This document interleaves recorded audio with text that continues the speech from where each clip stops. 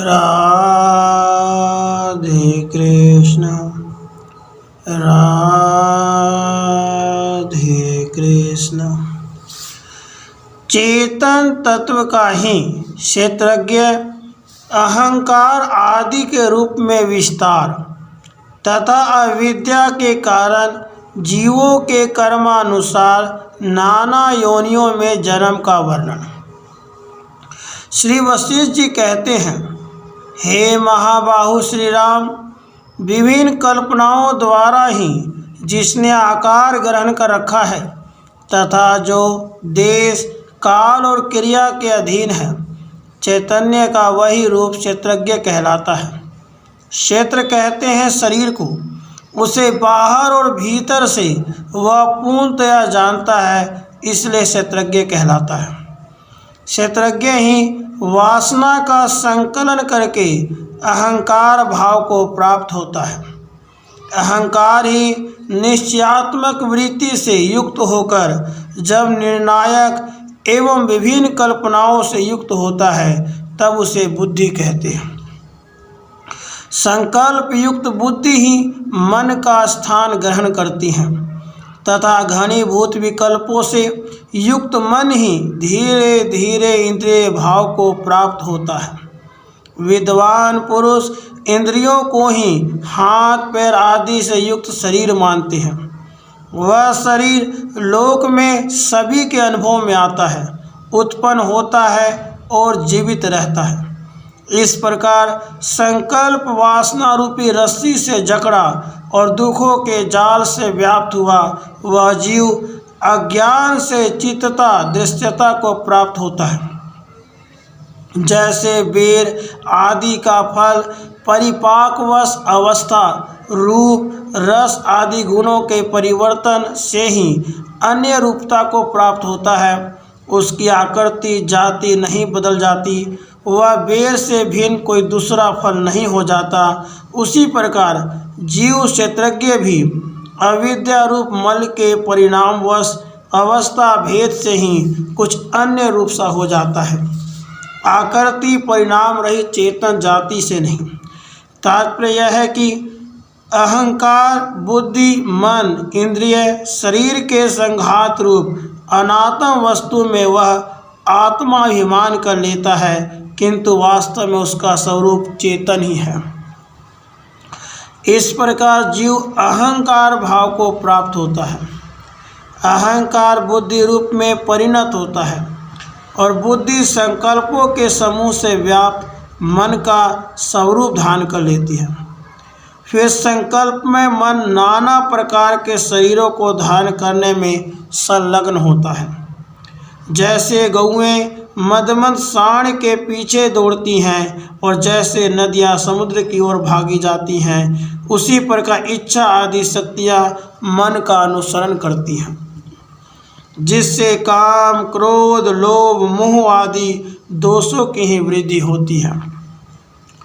इस प्रकार इच्छा, द्वेष आदि शक्तियों के बाहुल्य से युक्त मन शाखा प्रशाखा रूप से अभिमान की वृद्धि होने के कारण घनीभूत अहंकार भाव को प्राप्त हो रेशम के कीड़े की भांति स्वेच्छा से ही बंधन को प्राप्त होता है। जैसे पक्षी स्वयं ही अपने शरीर को जाल आदि फंदों में फंसाकर कष्टकारी बंधन में डालते और पछताते हैं, उसी तरह मन अपने संकल्पों के अनुसंधान से स्वयं ही दुखदायी बंधन में पड़कर इस लोक में संतप्त होता है।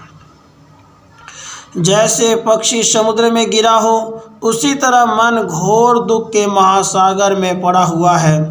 गंधर्व नगर के समान शून्य जगत जाल में अपने बंधन के हेतु रूप देह आदि पर आसक्ति रखता है, विषयों की ओर दौड़ा जाता है और तत्व ज्ञान आदि के प्रति अविश्वास के समुद्र में निरंतर बह रहा है।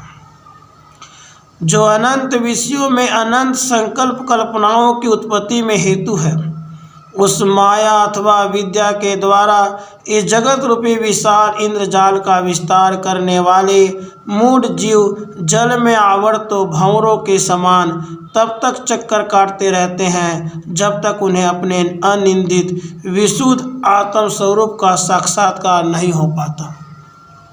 किंतु जब वे साधन करते करते काल पाकर आत्मा का साक्षात्कार करके असत को त्याग कर सत्य ज्ञान को अपनाते हैं, तब परम पद को प्राप्त होकर फिर इस संसार में जन्म नहीं लेते।